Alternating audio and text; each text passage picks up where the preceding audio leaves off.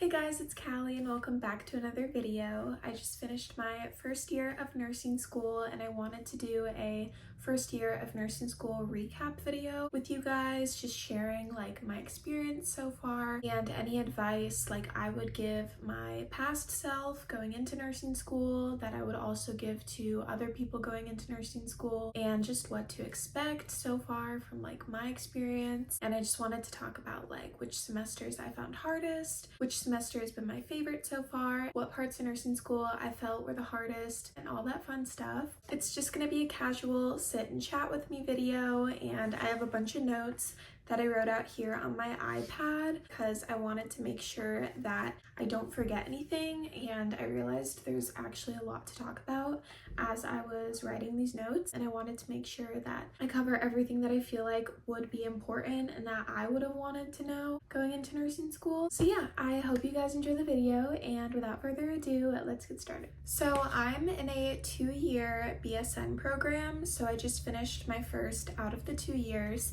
and it's a 5-semester program, so I just completed my 3rd semester out of 5.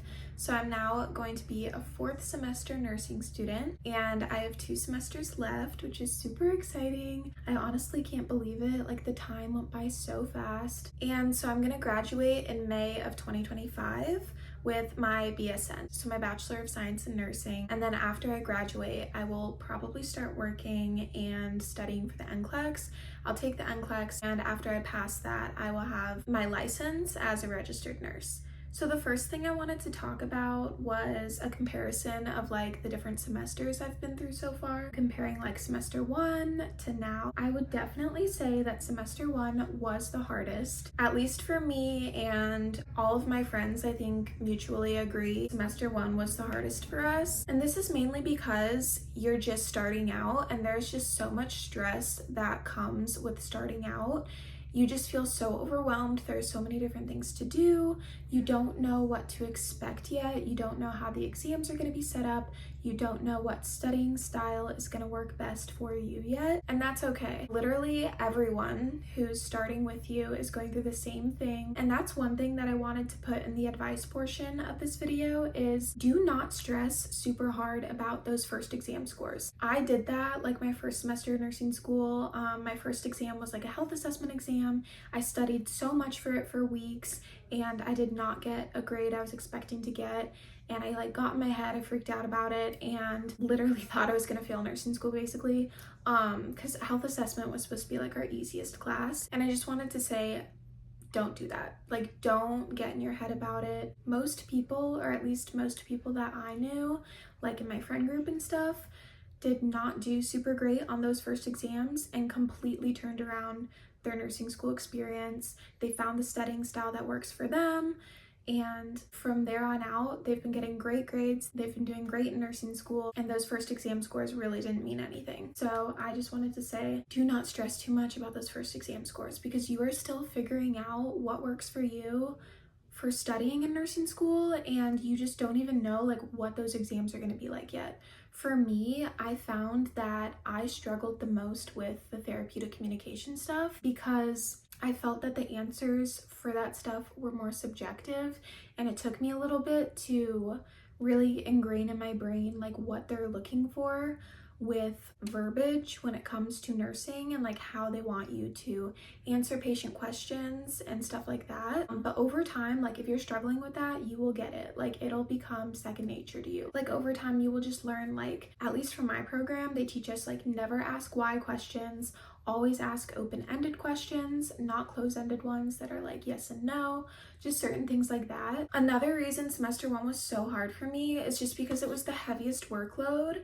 And what I mean by that is schedule-wise, out of the 3 semesters, it was the heaviest schedule. We had class all day on Mondays from 8 a.m. to 4 p.m. We had labs 2 days a week for health assessment and patient-centered care. We had 8 a.m. class on Thursdays, and then we had clinicals on Saturdays, and it was just a lot. I also forgot to mention the classes I took for my first semester were pathophysiology, patient-centered care, health assessment lab, patient-centered care lab, and then patient-centered care clinical. And patient-centered care, if you don't know what that is, it's basically just all about like the fundamentals of like therapeutic communication. It was our fundamentals class, I guess I would say. But out of all those classes, I would say the hardest one, workload wise, like studying wise and memorizing wise, was pathophysiology. It was a very like heavy content class. There was just a lot to memorize in a short amount of time, and those exams were pretty hard. But for me, the one that I personally struggled the most with, if I remember correctly, was patient-centered care, because I just found the answer choices more subjective. They weren't like with patho, it's like there's a direct right answer usually, whereas with patient-centered care, like it's harder to tell what the answer is, I guess. I don't know how to explain it, but it was mainly like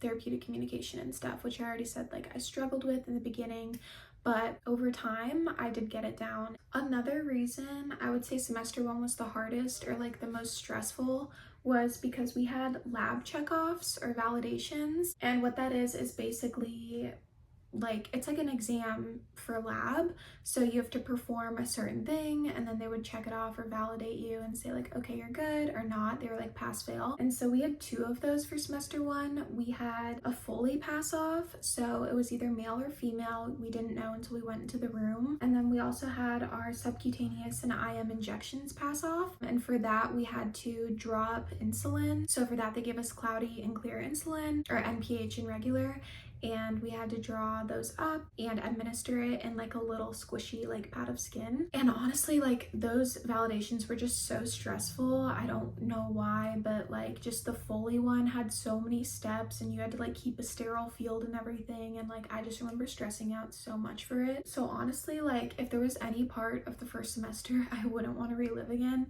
it's that. Like I'm so happy to be done with that. But if you're starting nursing school soon, you will be okay. Like it's just practice as much as you can those steps, and it becomes like muscle memory, and you just have like the little routine of it down basically, like after you've practiced it a certain amount of times. And also the teachers, at least for my program, they're pretty understanding and they know that like you're nervous, and so usually like when you're nervous, like you're not going to be super smooth with everything. Just don't stress about like being nervous and stuff, because they understand, and like everyone else is super nervous too. So I also wanted to add, for the injections pass off, we had to know the locations for each of them. So like for IM injections, we had to know like those 3 locations, and for SQ we had to know like all the different areas you can give it, like the fatty areas, so like around the umbilicus, just those areas with extra fatty skin. And then we also had to know the angles, so like a 90-degree angle for an IM injection and a 45 to 90 for SQ.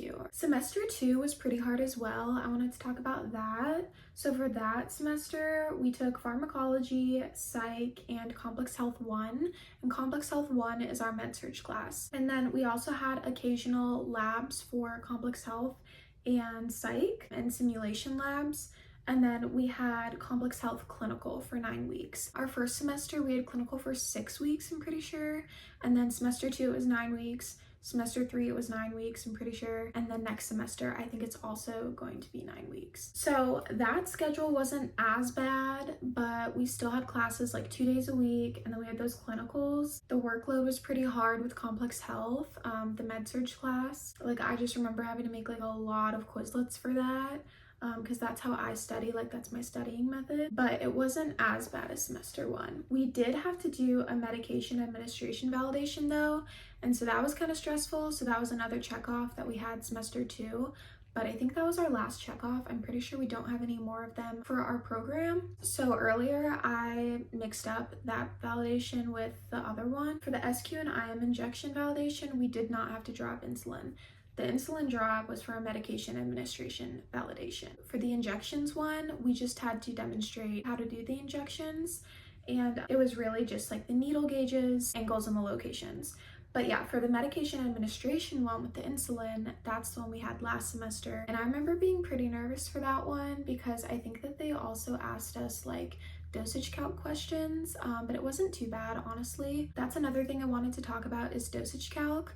When looking at the hardest parts of nursing school so far, other than the lab validations, because honestly I would get more stressed out for those than our actual exams, I would say the dosage calc exams aren't necessarily the hardest part, but the most stressful part, because for my program and most, I want to say all nursing school programs, they have a very high percentage that you have to attain in order to pass them. They're very high stakes. And so what I mean by that is you can't be failing those. Like, I know that some programs will kick you out without even letting you like get to redo them. My program, for at least the first 2 semesters, we passed if we got a 90% or higher. I want to say it's either a 90% or an 85%.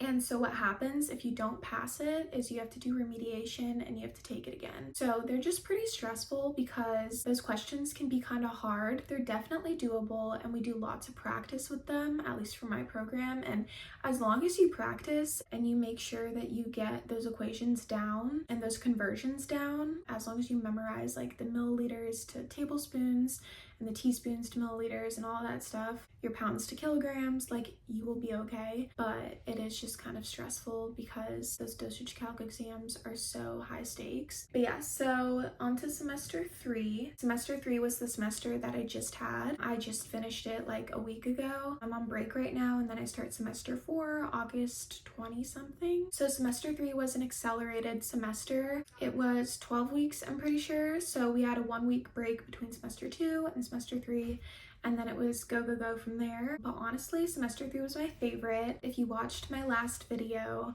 I talked a lot about how much I loved the NICU. Semester 3 was our Women, Children, and Families class, so that's our OB and PEDS class. So we had that class, and then clinical that goes with that class for 9 weeks. And then we had an online healthy aging class, and we had a couple simulation labs for our Women and Children and Families class. So like hemorrhage situations, what to do like if your patient is having a postpartum hemorrhage, and then also some situations with PEDS patients. Honestly, I got more experience in lab with caring for PEDS patients, so like the mannequins that were like little kids, than in real life, because the one day that I was on PEDS, they didn't really have any nurses that could take us that day, so we got bumped to women's med-surg.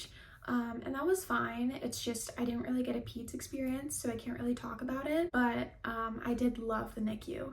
So I did talk about that a little bit in my last video, but just I was there twice, and both times my nurses were amazing. They just taught me so much. It felt like they actually wanted me there. They let me do like a lot of hands-on stuff with the babies that I was allowed to do. My first shift, I got to take care of a hypoglycemic baby. That was one of the babies we cared for, because both times my nurses were assigned 3 babies. And so yeah, for that hypoglycemic baby, he was born to a mother with gestational diabetes, so that's a common finding with that. So it was just interesting like caring for him, because we had to take his blood sugar a lot and stuff like that before his feedings. And then I also just got to listen to baby heart rates for the first time, and if you didn't know, they're insanely fast. But my nurse taught me to count in tens while watching the clock, and it just helped so much. So like 1 2 3 4 5 6 7 8 9 10, 1 2 3 4 5 6 7 8 9 10, and you just do that like for a full minute, and you count how many like tens you got, and that's the heart rate.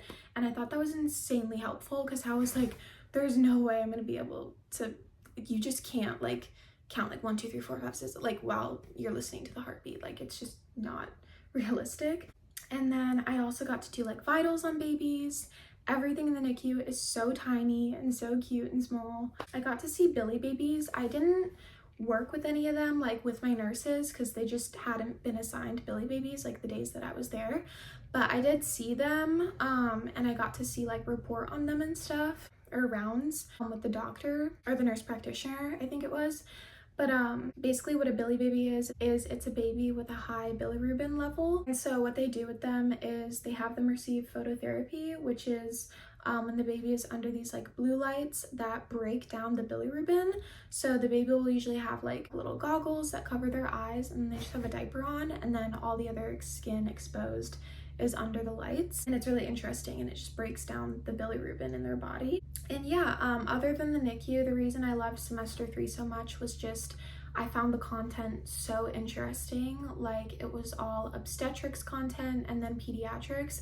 I'm not as interested in pediatrics. I'm a lot more interested in the obstetrics and infants side of things, but it was just so nice. Like, I've always been interested in the nursing content that we learn about, but I was actually like really interested. Everything that we were learning, I was like, oh, that's interesting. Like, now I know that, now I know that. Like, I think because I'm just pretty certain that I want to go into an area of nursing that deals with babies or moms and babies, I just knew like everything I was learning is like, okay, I'm gonna need to know that like later down the line. I did enjoy the mother baby unit as well. I talked a little bit about it in my last video, but I was there twice as well, my first shift and my last shift. And so in the mother baby unit, you have couplets, and so that's a mother and a baby. So as the nurse, you're charting on both of them and you're doing vitals and everything on both of them. So like the PKU, like the heel stick, like you're doing that on the baby, but you're also taking care of the mom at the same time. One of the biggest things in the mother baby unit that my nurse was telling me last week is fundal assessments,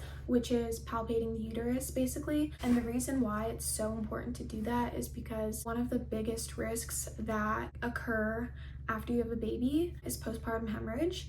And you want to palpate the uterus to make sure that it's nice and firm. It should feel pretty like hard. Like when I did it, it honestly felt like a baseball. I said in my last video, but if it feels squishy or boggy, that's not good, and you want to massage it. You want to massage the fundus.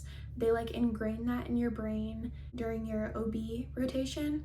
You always want to massage the fundus because when you do that, it causes like the uterus to tighten up, and it can stop it from hemorrhaging. A big thing we learned also was like magnesium sulfate. It's a big thing with preeclamptic patients and patients with eclampsia. A lot of them are put on magnesium sulfate. We had 2 mag sulfate patients on my last day in the mother baby unit, and it's really important to know calcium gluconate is the antidote, and it's really important to know signs of toxicity because it is a high risk medication. It can cause severe respiratory depression, and you want to watch like those deep tendon reflexes and all that stuff because it's essentially like relaxing the muscles. And then I was on the labor and delivery unit once, and I got to see a C-section. I talked about it briefly in my last video as well, but I got to see a C-section, which was really cool, and I got to cut the umbilical cord for that baby, so that was like a really cool experience as well, just to be able to say like that I did that.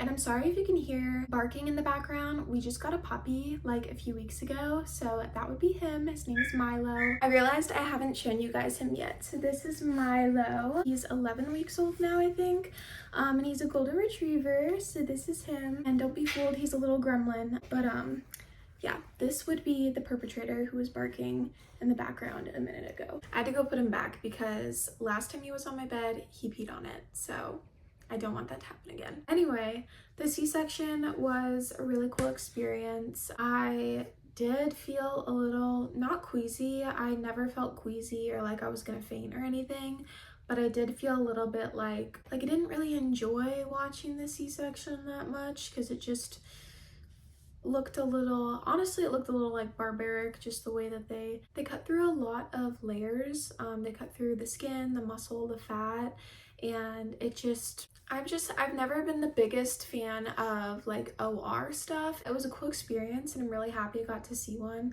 I don't know if I would do labor and delivery, also partly just because I didn't get to see a vaginal delivery. I really wanted to see one, but it didn't wind up happening, and that's okay. I just don't know if I'm ever gonna get to see one now. But yeah, labor and delivery I think is up in the air for me. I just don't know. Like, I could see myself doing it, but as of right now, the NICU is like my number one. Like, I loved it so much that I just keep thinking about being back there. I talked about this more in my last video, but I was on the less critical side of the unit. Like, at the hospital that I was at, there's a more critical side and a less critical side, and I was on the less critical side. So it was all feeders and growers basically. That was the side that had the hypoglycemic baby. I also saw a baby with Graves' disease as well, but mainly it's feeders and growers. So babies working on feeding and gaining weight basically to go home.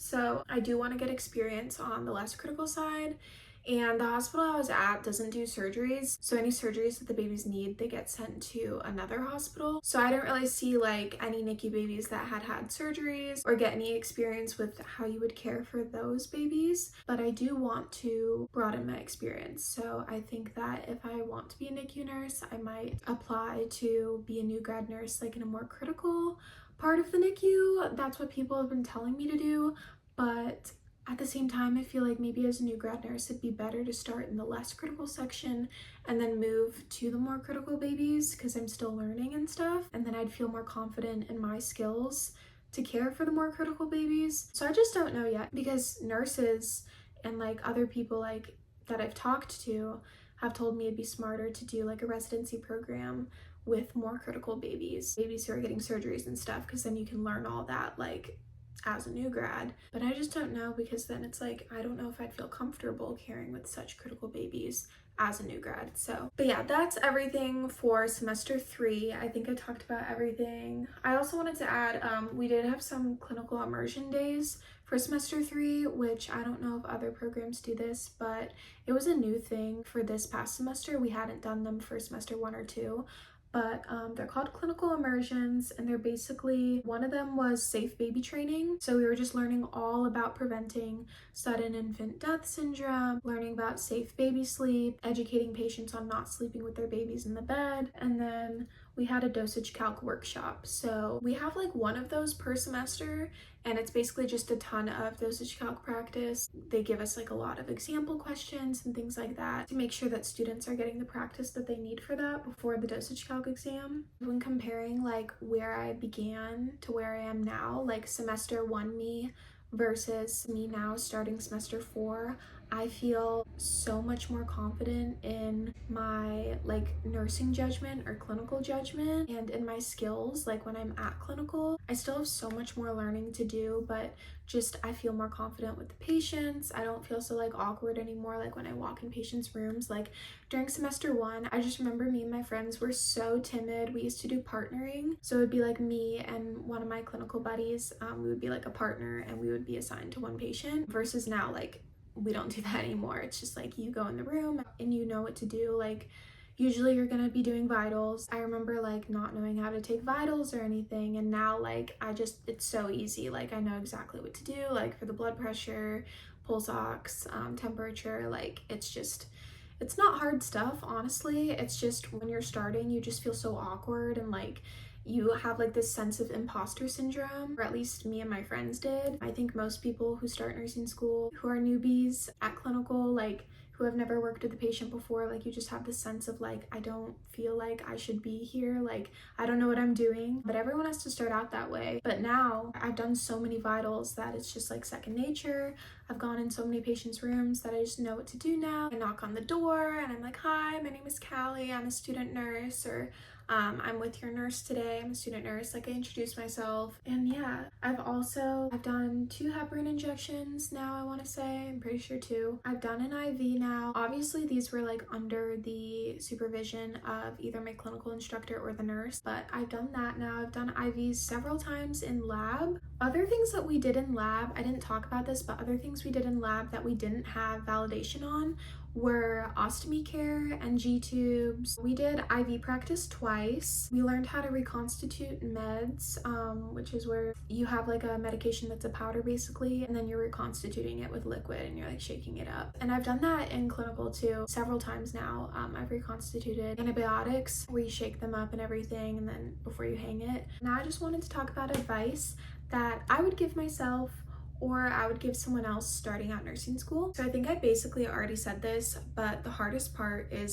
starting. There's just, at least for me and most of my friends, the hardest part of nursing school is literally just starting, because there's so much to do. Like you're so overwhelmed, you're so stressed, you just don't know what to expect. And the reason I'm saying this is because for anyone who is going to start nursing school soon, or is currently in their first semester and just feels so overwhelmed, or like, I don't know how I'm gonna do this, I just want to say like it gets so much better. At least for me and for a lot of other people that I know, it gets easier and you get better. I still have so much to learn, but just in the year that I've been in nursing school, I have already learned so much, and just it gets so much easier like after that first semester. Like once you've conquered those first exams, once you know like, okay, I got through the first semester, I can do this, you gain like this new sort of confidence in yourself. And honestly, like I feel like the workload got a lot easier to juggle and manage.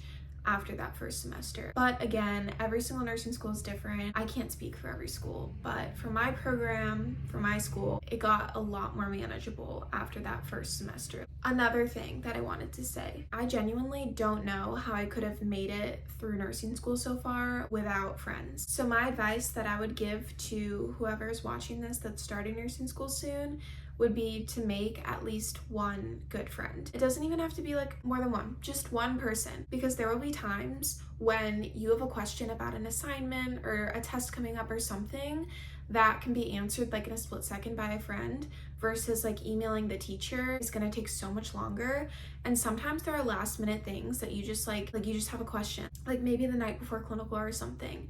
And it's just so easy to text a friend and be like, hey, like blah, blah, blah, like really quick, versus like sending out an email. A lot of the times instructors aren't gonna reply until the next day if it's after 5 o'clock because of office hours. So it can be really handy to have a friend in that sense. And then also, me and my friends always share our resources with each other. So like we'll send each other our study guides. So I make Quizlets.